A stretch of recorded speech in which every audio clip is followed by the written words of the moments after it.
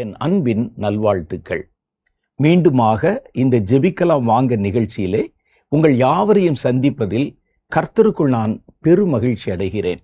வாரந்தோறும் கர்த்தர் உங்களுடைய வீடு தேடி வந்து உங்களை சந்தித்து சுகமாக்கி நல்ல ஆலோசனைகளை கொடுத்து விடுதலை கொடுத்து ஆசீர்வதிக்க இந்த நிகழ்ச்சியை ஒரு கருவியாக பயன்படுத்துகிறார். அதனால வாரந்தோறும் நடத்தப்படுகிற இந்த நிகழ்ச்சியை நீங்கள் மிஸ் பண்ணிடவே கூடாது. இந்த நிகழ்ச்சி இந்தியாவில் மாத்திரல்ல, உலகம் எங்கிலும் இருக்கிற பல தேவனுடைய பிள்ளைகளுக்கு அதிக பயனுள்ளதாக இருக்கிறது. இந்த நிகழ்ச்சியின் மூலமாக சொல்லப்படும் பல சாட்சிகளை கவனித்து கேட்கும்போது, கர்த்தர் மரித்தார், ஆனால் இதோ சதா காலங்களிலும் உயிரோடு இருக்கிறார் என்பதை தெளிவாக நம்ம விளங்கி கொள்ள முடிகிறது. சில சாட்சியெல்லாம் கேட்கும்போது இப்படியெல்லாம் நடக்குமா என்று நமக்கு ஆச்சரியமாக இருக்கிறது. நம்ம ஆச்சரியப்படுவதற்கும் அதிகமான காரியங்களை செய்வதுதான் கர்த்தருடைய வல்லமை என்பதை விளங்கி கொள்ள வேண்டும். இந்த நிகழ்ச்சியிலே புதிதாக நிறைய பேர் சந்திக்கப்படுறதுனாலையும், புது நிலை கிறிஸ்தவர்கள் இந்த நிகழ்ச்சியை கவனித்து கேட்கிறதுனாலையும், அவர்கள் அடுத்தடுத்து எப்படி நடந்து கொள்ள வேண்டும் என்று புது நிலை கிறிஸ்தவர்களுக்கான சில செய்திகளை நான் வாரந்தோறும் கொடுத்து கொண்டிருந்தேன். நான் வர்ற நேரத்தில் எல்லாம் புதுசாக கர்த்தரை ஏற்றுக்கொண்டவங்க அதுக்கு அடுத்து என்ன செய்யணும், கர்த்தருக்குள்ள எப்படி வளரணும், கர்த்தர் நம்மிடத்தில் என்ன எதிர்பார்க்கிறார் போன்ற காரியங்களை ஆலோசனை செய்திகளாக உங்களுக்கு கொடுத்து கொண்டிருந்தேன். ஆனால் இனி வருகிற சில வாரங்கள் ஜெபிக்கிற தேவனுடைய பிள்ளைகளுக்காக விசேஷமான செய்திகளை நம்ம கொண்டு வர போகிறோம். அதுக்காக நீங்கள் ஆயத்தப்படணும். எல்லாரும் இந்த நிகழ்ச்சிகளை கவனித்து கேட்கணும். இது என்ன நிகழ்ச்சி என்பதை குறித்து நான் உங்களுக்கு கடைசியில் சொல்லுவேன். இந்த நிகழ்ச்சி ரொம்ப ஒரு வித்தியாசமாக இருக்க போகுது. பல காரியங்களை, கர்த்தருடைய மனதில் இருக்கிற காரியங்களை நம்ம அறிந்து கொள்ள போகிறோம். நான் துவக்கத்தில் சொன்ன மாதிரி இந்த நிகழ்ச்சி முழுவதும் ஜெபம் பண்ணுகிற தேவனுடைய பிள்ளைகளுக்காக. இந்த நிகழ்ச்சியினுடைய பேரே ஜெபிக்கலாம் வாங்க அப்படின்னு. அப்போ புது நிலை கிறிஸ்தவர்களுக்கு நீங்கள் செய்தி சொன்னீங்க, ஒவ்வொரு வாரமும் நிறைய புதியவர்கள் வர்றாங்களே அப்படின்னு ஒரு கேள்வி உங்களுக்கு வந்தால், புதிதாக வருகிறவர்கள் இந்த நிகழ்ச்சிகளை யூடியூப் சேனலில் எப்போ வேண்டுமானாலும் திரும்ப போட்டு பார்த்துக்கலாம். அது அப்படியே வரிசையாக இருக்கும். நான் பேசுகிற செய்திகள் ஒரு புதிதாக இயேசுவை ஏற்றுக்கொண்டா அவர்கள் ரட்சிப்புனா என்ன, பரிசுத்தாவின் அபிஷேகத்தை ஏன் பெறணும், சபைகள் நமக்கு அவசியமா, எப்படி ஜெபம் பண்ணணும், எப்படி வேதம் வாசிக்கணும்னு புதுசாக கர்த்தருக்குள்ள வர்றவங்க வளர்வதற்கான காரியங்கள். வாரந்தோறும் புதுசாக வர்றாங்கங்கிறதுக்காக மறுபடியும் முதல்ல இருந்தே இந்த செய்திகளை சொல்லி கொண்டிருந்தால் அது நல்லா இருக்காது. அதனால தான் நம்ம என்ன செய்கிறோம் அப்படின்னு கேட்டால், அவைகள் எல்லாம் ரெக்கார்ட் பண்ணி யூடியூப் சேனலில் அப்படியே இருக்குது.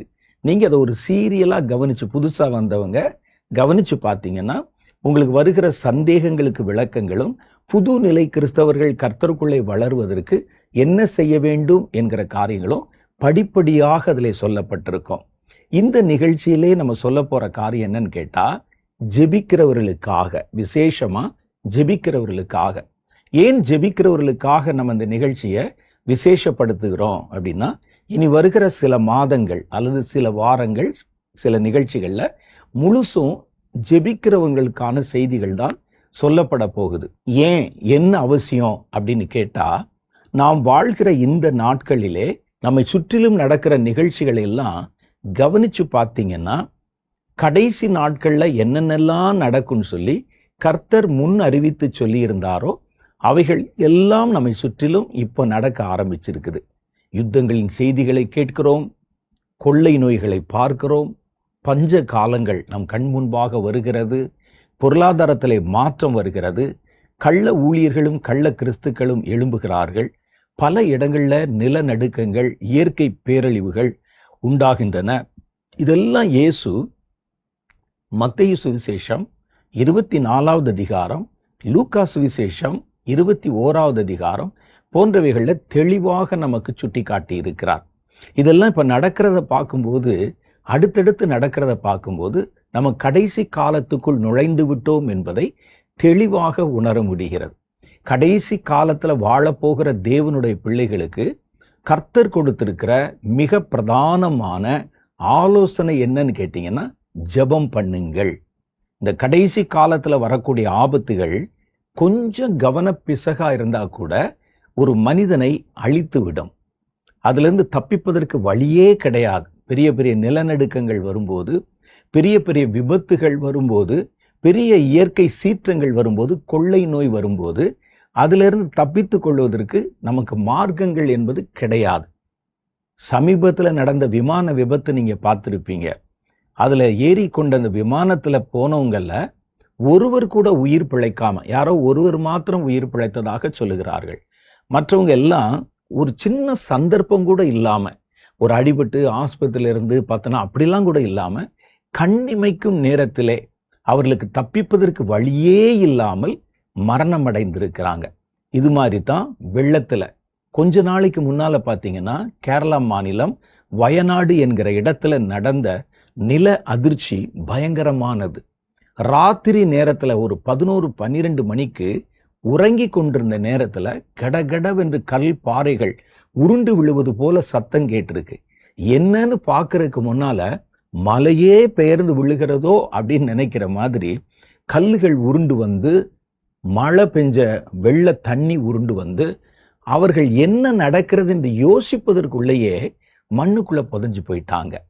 அந்த இடங்கள், அங்க இருக்கிற மனிதர்கள், அதெல்லாம் பார்த்தீங்கன்னா நம்முடைய கற்பனைக்கு அப்பால் பட்ட ஒரு அழிவு. அவங்களுக்கு தப்பிப்பதற்கு மார்க்கமே கிடைக்கல. அவர்களுக்கு என்ன நடக்கு, பல பேருக்கு தூக்கத்துல என்ன நடக்குதுன்னு சொல்லியே தெரிய முடியாத மாதிரி சூழ்நிலையில மரணம். இது மாதிரி சொன்னா சொல்லிக்கொண்டே போகலாம்.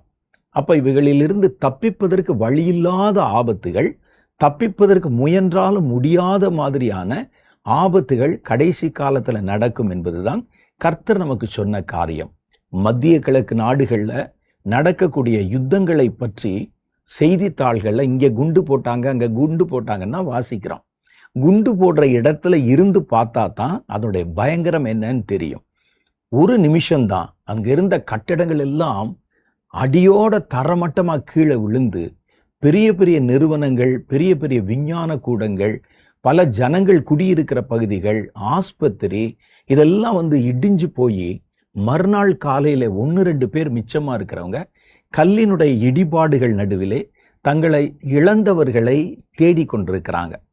பிள்ளைகள் பெற்றோரை தேடுகிறார்கள், பெற்றோர்கள் பிள்ளைகளை தேடுகிறார்கள். முதல் நாள் ராத்திரி சாப்பிட்டுட்டு தூங்க போற வரைக்கும் நாளைக்கு நம்முடைய நிலைமை எப்படி இருக்கும் என்பது அவருடைய கற்பனைக்கு கூட வந்திருக்காது. இப்படிப்பட்ட மரணங்கள், நம்ம நினைச்சு பார்க்க முடியாத மாதிரி பயங்கரங்கள் நம்மை சூழ நிறைய நடக்க ஆரம்பிக்குது. இவைகளைத்தான் கர்த்தர் கடைசி காலத்தின் அடையாளங்கள் என்று சொல்லுகிறார். இந்த கடைசி காலத்துக்குள்ள தேவனுடைய ஜனங்கள் வரும்போது அவங்க செய்ய வேண்டிய மிக முக்கியமான ஒரு காரியம் என்ன அப்படின்னு கேட்டா, ஜெபம் பண்ண வேண்டும். அதனால கடைசி காலத்துல அதிகமா ஜெபம் பண்ணணுமா. முன்ன நம்ம எப்படி ஜெபம் பண்ணமோ அதை விட முழு மூச்சாக நம்ம ஜெபம் பண்ணணும். அப்ப அந்த ஜெபங்களை குறித்த காரியங்களையும் எதற்கெல்லாம் நம்ம ஜெபிக்க வேண்டும் என்பதை பற்றி தான் இனி வருகிற நிகழ்ச்சிகளிலே நான் உங்களுக்கு விளக்கி சொல்ல போறேன். இதுல ரொம்ப முக்கியமானது என்ன தெரியுமா? இந்த நிகழ்ச்சிகள் ரொம்ப வித்தியாசமா இருக்கும். முதல்ல ஜெபம் பண்ண வேண்டியதனுடைய அவசியத்தை சொல்லிட்டு, இனி வர வர கர்த்தர் வெளிப்படுத்தி சொன்ன அவருடைய தீர்க்க தரிசன வார்த்தைகள், கடைசி காலங்களை குறித்தும் அதுல வரக்கூடிய காரியங்களை குறித்தும் கர்த்தர் வெளிப்படுத்தி சொன்ன தீர்க்க தரிசன வார்த்தைகளை வேதத்துல இருந்தும் நாங்கள் ஜெபம் பண்ணும்போது, நான் ஜெபம் பண்ணும்போது கர்த்தர் பேசி சொன்ன வெளிப்பாடுகளையும் நான் உங்களுக்கு வாசித்து காண்பித்து அதனுடைய அர்த்தங்களை என்னால் முடிஞ்ச அளவுக்கு விளக்கி சொல்லி அதுல எதற்கெல்லாம் நம்ம ஜெபம் பண்ணணுங்கிறத சொல்ல போறேன். ரொம்ப த்ரில்லிங்கா இருக்கும். கர்த்தர் கடைசி நாட்கள்ல என்னென்ன பேசி இருக்கிறாரு, வேதத்துல கடைசி காலங்களை குறித்து என்னென்ன பேசி இருக்கிறாரு, இதுல எதற்கெல்லாம் நம்ம ஜெபம் பண்ணணும் என்பதை நம்ம அறிந்து கொண்டு அதற்காக ஒவ்வொரு நிகழ்ச்சியிலும் ஜெபம் பண்ண போறோம். அதனால இனி வருகிற நிகழ்ச்சிகளை கர்த்தருடைய பாதத்திலே ஜெபம் பண்ண விரும்புகிற, ஜெப ஆவியை பெற்ற, ஜெப ஊழியங்களை செய்கிற தேவனுடைய பிள்ளைகள் கருத்தாக கவனிச்சு பார்க்கணும். நம்ம வாழ்கிற இந்த கடைசி காலம் என்பதனால நம்ம அதிகமா தேவனுடைய பாதத்திலே ஜெபிப்பதற்கு அழைக்கப்பட்டிருக்கிறோம். மார்க்கு சுவிசேஷம் 13வது அதிகாரம்